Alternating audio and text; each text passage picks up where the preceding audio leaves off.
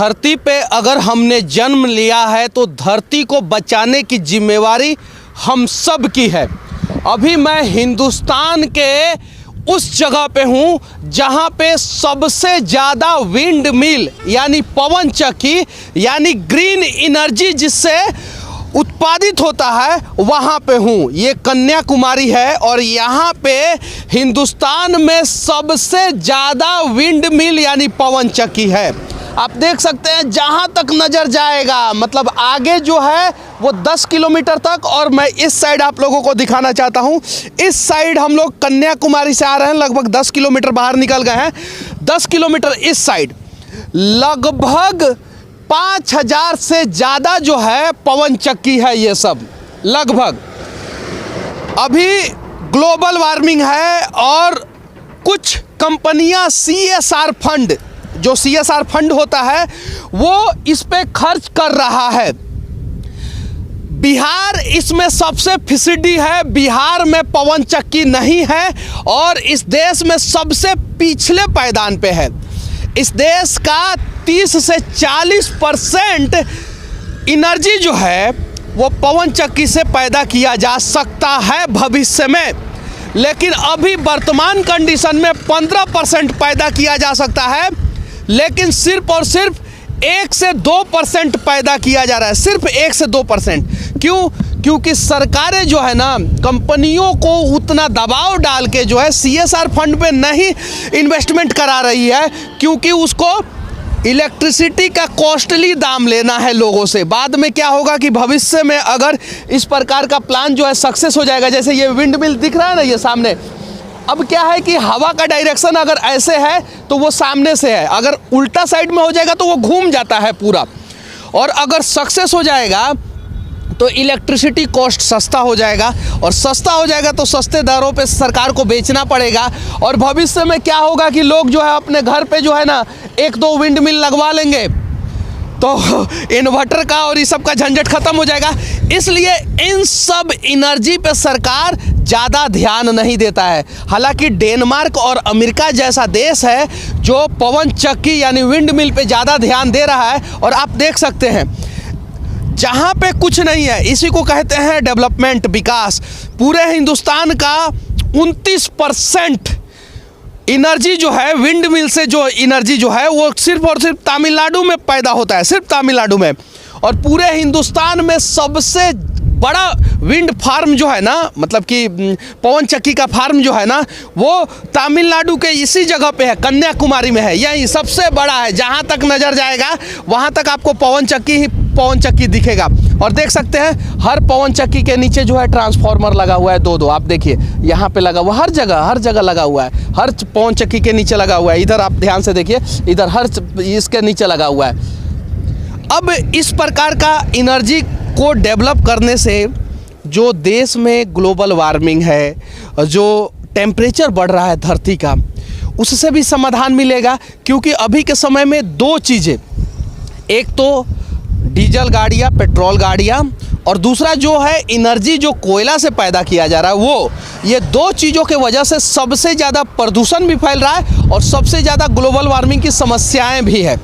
तो green energy पे ध्यान देना होगा, जैसे पवन चक्की हुआ, जैसे सोलर प्लांट हुआ। तो सोलर प्लांट के साथ समस्या क्या है कि रात के अंधेरे में वो उसकी इफ़िशियंसी घट जाती है, और धूप के समय में, गर्मी के समय में उसकी इफ़िशियंसी 100% होती है।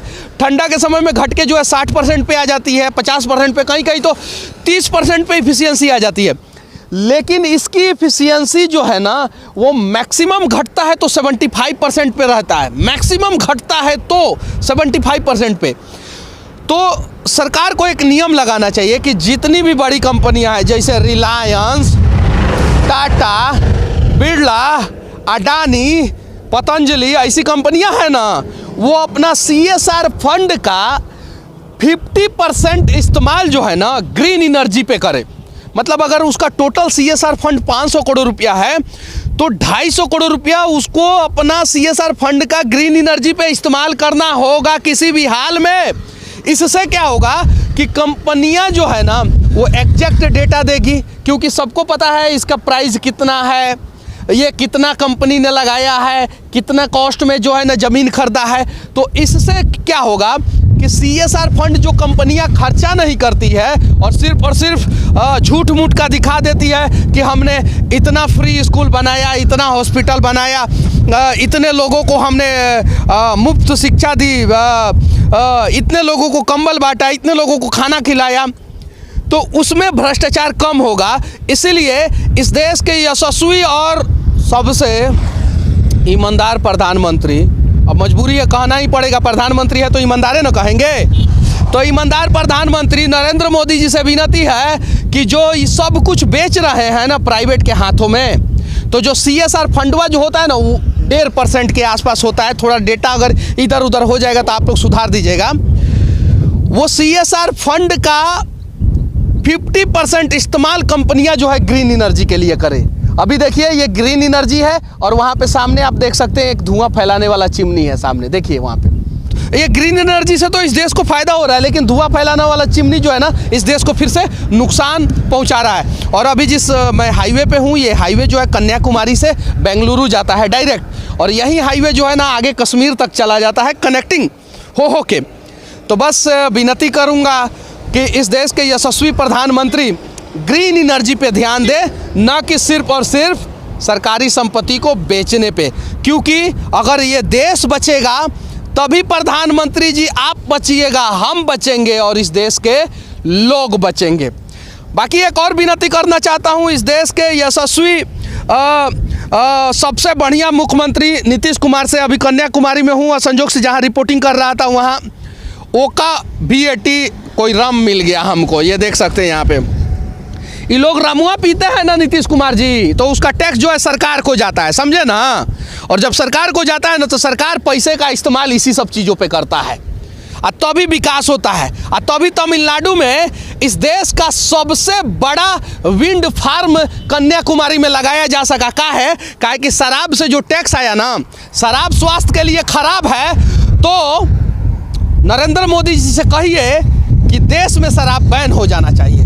इस देश के सभी मुख्यमंत्री से कहिए कि देश में शराब बैन हो जाना चाहिए। और कहते हैं आप कि शराब के वजह से जो है 200 प्रकार की बीमारियां होती है, तो नीतीश कुमार जी इस हिसाब से तमिलनाडु के अस्पताल में एक भी सीट खाली नहीं होना चाहिए।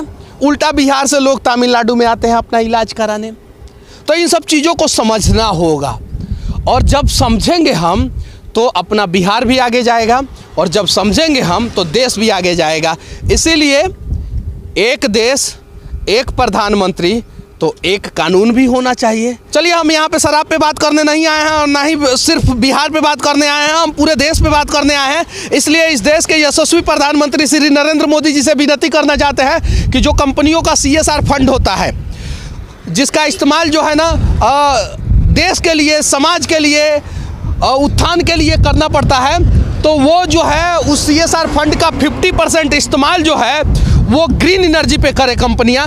चूँकि अगर ग्रीन एनर्जी में भारत सबसे आगे हो जाएगा तो एक सबसे बड़ा समस्या का समाधान हो जाएगा, ग्लोबल वार्मिंग, और धरती को बचाने के प्रयास में हम सबसे आगे हो जाएंगे। जैसे आप जाके मोदी जी मीटिंग करते हैं ना फ्रांस में, तो कभी अमेरिका में, इस पे मीटिंग नहीं होता है, ग्लोबल वार्मिंग पे होता है।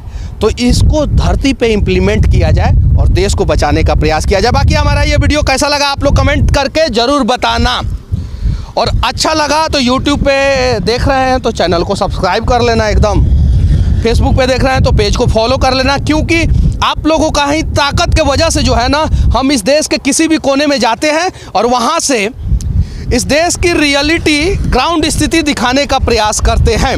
बाकी ये इस देश का सबसे बड़ा विंड फार्म है और इस प्रकार का फार्म की ज़रूरत इस देश को है, और कम से कम इस प्रकार का 1000 फार्म इस देश में लगना चाहिए। यानी इस देश में हर एक ज़िला में इस प्रकार का एक विंड फार्म लगा दिया जाए तो इस देश का इलेक्ट्रिसिटी का समस्या जो है ना, कॉस्टली इलेक्ट्रिसिटी का समस्या का समाधान हो जाएगा, और इस देश के गरीबों का भी बहुत बड़ा भला हो जाएगा, और धरती का भी और ग्लोबल वार्मिंग का भी बहुत बड़ा समस्या का समाधान हो जाएगा।